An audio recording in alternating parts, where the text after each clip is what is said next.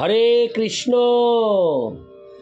আজ 26শে অগ্রহায়ণ 1431 ও 12ই ডিসেম্বর 2024 বৃহস্পতিবার। আজ আমি ভাগবতম পাঠ করছি। শ্রীমদ্ ভাগবতমের তৃতীয় স্কন্দ 15 অধ্যায় ভগবত ধামের বর্ণনার শ্লোক 35 থেকে 39। ওং নমো ভগবতে বাসুদেবায়। ওং নমো ভগবতে বাসুদেবায়। ওং নমো ভগবতে বাসুদেবায়। হরে কৃষ্ণ কৃষ্ণ কৃষ্ণ হরে হরে, হরে রাম রাম রাম হরে হরে। শ্লোক 35। তেষামিতিরিত মুভাব বর্ধার্য ঘোরং তং ব্রহ্মদণ্ড মণিবারণমস্ত্র পুগৈ। সদ্য হরেরনুচরাব বুরু বিভ্রতস্তৎপাদগ্রহ। হরে কৃষ্ণ। সদ্য হরেরনুচরাবুরু বিভ্রতস্তৎপাদগ্রহ হাব পততামতি কাতরেন। অনুবাদ। বৈকুণ্ঠের সেই দুইজন দ্বারপাল যারা অবশ্যই ভগবানের ভক্ত ছিলেন, তারা যখন বুঝতে পারলেন যে সেই ব্রাহ্মণেরা তাদের অভিশাপ দিতে যাচ্ছেন, তখন তারা অত্যন্ত ভীত হয়ে কাতরভাবে সেই মুনিদের পায়ে ধরে ভূমিতে নিপতিত হয়েছিলেন। কেননা কোনো অস্ত্রের দ্বারাও ব্রাহ্মণের অভিশাপ নিবারণ করা যায় না। তাৎপর্য, যদিও ঘটনাক্রমে সেই ব্রাহ্মণদের বৈকুণ্ঠে প্রবেশ করতে বাধা দিয়ে দ্বারপালেরা ভুল করেছিলেন, কিন্তু তারা তৎক্ষণাৎ অভিশাপের গুরুত্ব উপলব্ধি করতে পেরেছিলেন। অনেক প্রকার অপরাধের মধ্যে বৈষ্ণব অপরাধ হচ্ছে সবথেকে বড় অপরাধ। যেহেতু বৈকুণ্ঠের দ্বারপালেরা ছিলেন ভক্ত, তাই তারা তাদের ভুল বুঝতে পেরেছিলেন এবং 4 কুমারেরা যখন তাদের অভিশাপ দিতে যাচ্ছিলেন, তখন তারা অত্যন্ত ভীত হয়ে পড়েছিলেন। ইতি শ্লোক 35। শ্লোক 36। ভুয়াদ ঘোনি ভগবদী। হরে কৃষ্ণ। ভুয়াদ ঘোনি ভগবদ্ভীরকারী দণ্ড যো নৌ হরেত সুরহেল নমোপশেষম মা বোহনুতাপ কলয়া ভগবৎ স্মৃতিঘ্ন মোহ ভবেদিহ তু নৌ ব্রজতরোধোহদ। অনুবাদ। ঋষিদের দ্বারা অভিশপ্ত হয়ে দ্বারপালেরা বললেন, আপনাদের মতো মহর্ষিদের সম্মান না করার দরুন আপনারা যে আমাদের দণ্ড দিয়েছেন তা উচিতই হয়েছে, কিন্তু আমরা প্রার্থনা করি যে আমাদের অনুতাপ দর্শন করে আপনারা এই অনুগ্রহ করুন, আমাদের উত্তরোত্তর অধোগামী হওয়ার সময়েও যেন ভগবদ বিস্মৃতিজনিত মোহ আমাদের অভিভূত না করে। তাৎপর্য, ভগবত ভক্ত যে কোনো প্রকার কঠোর দণ্ড সহ্য করতে পারেন, কিন্তু ভগবত বিস্মৃতি সহ্য করতে পারেন না। সেই দুইজন দ্বারপাল ছিলেন ভগবত ভক্ত। তাদের প্রতি যে দণ্ডবিধান করা হয়েছিল তা তারা বুঝতে পেরেছিলেন, কেননা সেই মহর্ষিদের বৈকুণ্ঠে প্রবেশ করতে না দেওয়ার ফলে তারা যে মহা অপরাধ করেছিলেন সেই সম্বন্ধে তারা সচেতন ছিলেন। পশুজনি সহ নিম্নতম জনিতে ভগবদ বিস্মৃতি অত্যন্ত প্রবল।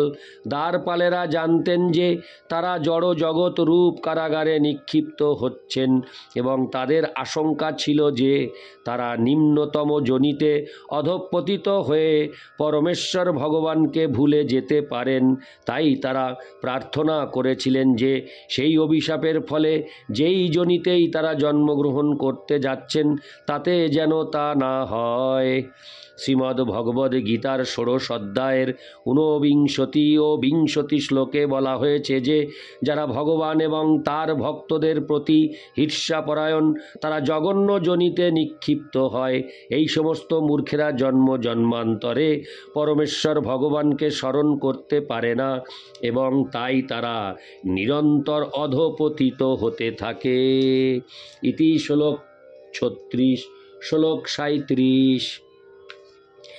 এবং তদৈব ভগবানরবিন্দনাভ শানং বিবুদ্ধ সদতিক্রম মার্জরিদ্য তস্মিन् যজৌ পরমহংসমহামুনীনা মন্যেষ নিয়চরণৌ চলয়ন সহস্রী।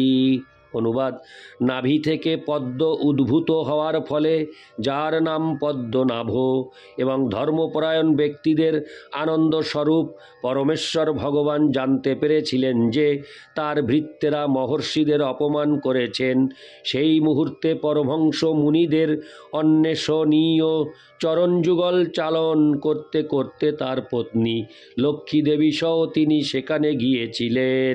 তাৎপর্য: শ্রীমদ্ ভগবদ্ গীতায় ভগবান ঘোষণা করেছেন যে তার ভক্তদের কখনো বিনাশ হবে না। তার দ্বারপালদের সঙ্গে মহর্ষিদের কলহ যে অন্য দিকে মোড় নিচ্ছে তা তিনি বুঝতে পেরেছিলেন এবং তাই তিনি তৎক্ষণাৎ তার স্বীয় স্থান থেকে বেরিয়ে এসে সেই পরিস্থিতি আর অধিক গুরুতর হতে না দেওয়ার জন্য সেখানে উপস্থিত হয়েছিলেন, যাতে তার ভক্ত দ্বারপালেরা চিরকালের জন্য বিনষ্ট হয়ে না যায়। ইতি শ্লোক ৩৭। শ্লোক ৩৮।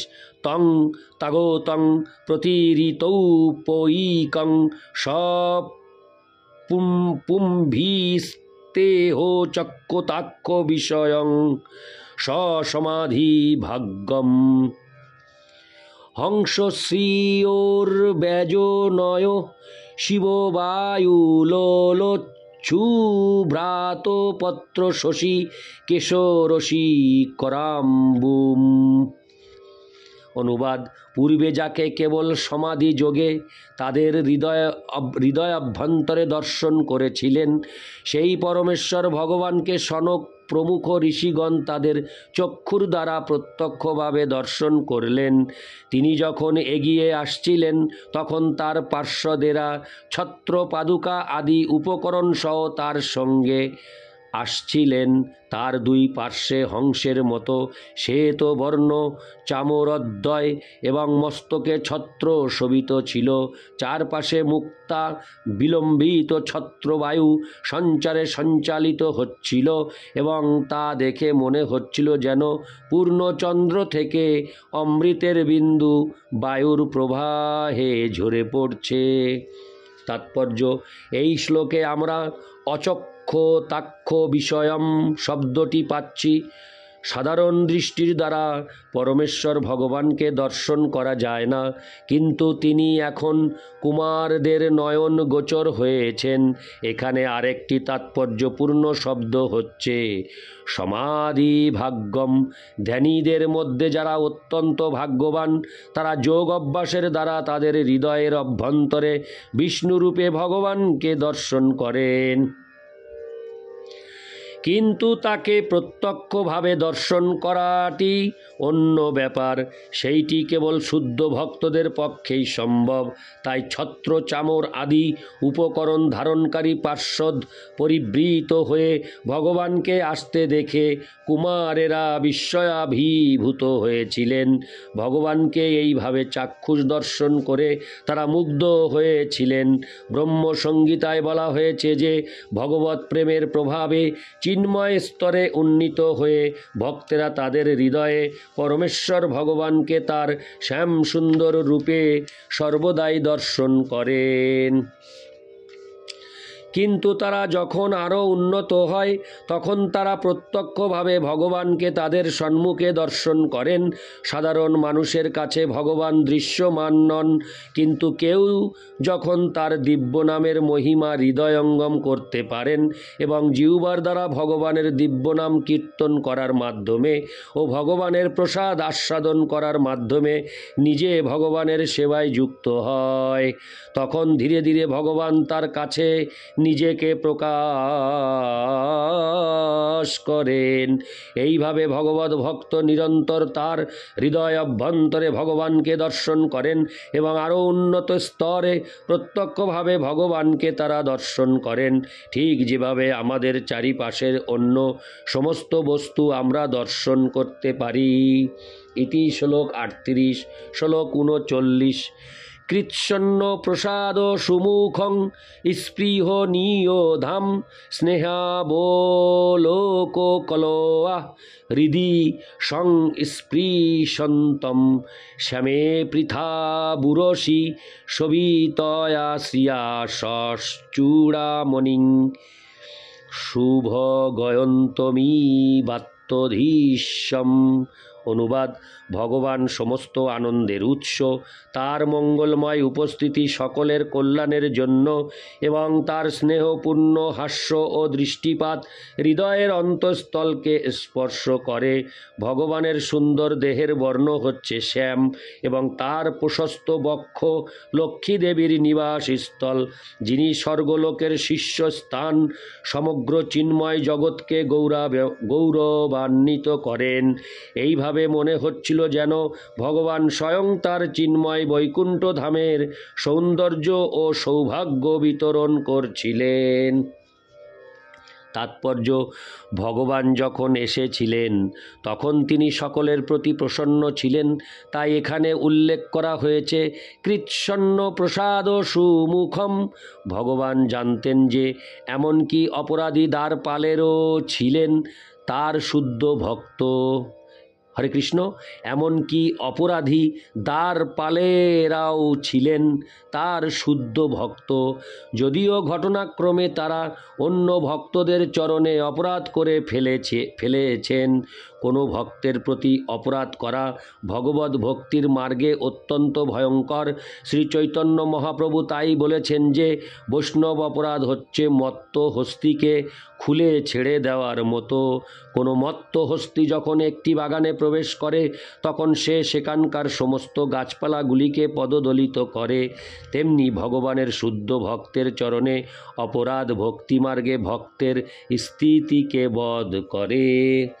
ভগবানের পক্ষে কোনো রকম অপরাধ ভাব ছিল না, কেননা তার ঐকান্তিক ভক্তের কোনো রকম অপরাধ তিনি গ্রহণ করেন না। কিন্তু ভগবত ভক্তকে সবসময় সাবধান থাকতে হয় যাতে অন্য কোনো ভক্তের চরণে অপরাধ না হয়ে যায়। ভগবান সকলের প্রতি সমদর্শী এবং তার ভক্তের প্রতি তিনি বিশেষভাবে অনুকূল, তাই তিনি অপরাধী এবং তাদের চরণে অপরাধ করা হয়েছিল তাদের উভয়েরই প্রতি কৃপাপূর্ণ নয়নে দৃষ্টিপাত করেছিলেন। ভগবানের এই মনোভাবের কারণ হচ্ছে তার অপরিমিত অপ্রাকৃত গুণাবলী। ভক্তদের প্রতি তার প্রসন্ন মনোভাব এতই আনন্দদায়ক এবং মমস্পর্শী যে তার মৃদু হাস্যও তাদের কাছে আকর্ষণীয় ছিল। সেই আকর্ষণ কেবল এই জগতের উচ্চতর লোকের জন্যই মহিমান্বিত ছিল না, অধিকন্তু তার অতীত চিন্ময় জগতের জন্যও মহিমামণ্ডিত ছিল। জড় জগতের উচ্চতর লোকের স্থিতি সম্বন্ধে সাধারণ মানুষদের কোনো ধারণাই নেই, যা উপকরণের পরিপ্রেক্ষিতে অনেক অনেক বেশি উন্নত। তবুও বৈকুণ্ঠ লোক এতই মনোরম এবং এতই দিব্য যে সেই স্থানকে স্বর্গলোকের চূড়ামণি বা কণ্ঠহারের মধ্যমণির সঙ্গে তুলনা করা হয়েছে। এই শ্লোকে স্পৃহণীয় ধাম শব্দটি ইঙ্গিত করছে যে ভগবান হচ্ছেন সমস্ত আনন্দের উৎস, কেননা তার সমস্ত দিব্য গুণাবলী রয়েছে। যদিও তার কয়েকটি কেবল নির্বিশেষ ব্রহ্মে লীন হয়ে যাওয়ার ব্রহ্মানন্দ যারা আকাঙ্ক্ষা করে তাদের বাঞ্ছনীয়, কিন্তু অন্য অনেক ব্যক্তি রয়েছে যাদের অভিলাষ হচ্ছে ব্যক্তিগতভাবে তার সেবা করার মাধ্যমে তার সঙ্গ করা। ভগবান এতই কৃপাময় যে তিনি নির্বিশেষবাদী এবং ভক্ত সকলকেই আশ্রয় প্রদান করেন। তিনি নির্বিশেষবাদীদের তার নির্বিশেষ ব্রহ্মজ্যোতিতে আশ্রয় প্রদান করেন, আর বৈকুণ্ঠলোক নামক তার স্বীয় ধামে তার ভক্তদের আশ্রয় প্রদান করেন। তিনি তার ভক্তদের প্রতি বিশেষভাবে অনুরক্ত। তার স্মিত হাস্যের দ্বারা এবং দৃষ্টিপাতের দ্বারা তিনি তার ভক্তদের হৃদয়ের অন্তঃস্থল স্পর্শ করেন। বৈকুণ্ঠলোকে ভগবান শত সহস্র লক্ষ্মী দেবীর দ্বারা নিরন্তর সেবিত হন, যে সম্বন্ধে ব্রহ্মসংগীতায় বলা হয়েছে লক্ষ্মী সহস্র শত সম্ভ্রম সেব্যমানম। এই জড়জগতে কেউ যদি লক্ষ্মী দেবীর কৃপার লেশমাত্র প্রাপ্ত হন তাহলে তিনি গৌরবান্বিত, হরে কৃষ্ণ, গৌরবান্বিত হন। অতএব আমরা সহজেই অনুমান করতে পারি চিৎ জগতে ভগবানের রাজ্য কত মহিমান্বিত, যেখানে শত সহস্র লক্ষ্মী দেবী সরাসরিভাবে ভগবানের সেবায় যুক্ত। এই শ্লোকের আর একটি বৈশিষ্ট্য হচ্ছে যে খোলাখুলিভাবে এখানে ঘোষণা করা হয়েছে বৈকুণ্ঠলোক কোথায় অবস্থিত। সেইগুলি সূর্যমণ্ডলেরও উপরে, সমস্ত স্বর্গলোকের শীর্ষে, সত্যলোক বা ব্রহ্মলোক নামে পরিচিত ব্রহ্মাণ্ডের ঊর্ধ্বসীমায় অবস্থিত। চিন্ময় জগৎ এই জড় ব্রহ্মাণ্ডের অতীত, তাই এখানে বলা হয়েছে যে চিন্ময় জগৎ বৈকুণ্ঠলোক সমস্ত গ্রহমণ্ডলের শিরভূষণ। ইতি শ্লোক 39। ওম নমো ভগবতে বাসুদেবায়। ওম নমো ভগবতে বাসুদেবায়। ওম নমো ভগবতে বাসুদেবায়। হরে কৃষ্ণ কৃষ্ণ কৃষ্ণ হরে হরে, হরে রাম রাম রাম হরে হরে। হরে কৃষ্ণ।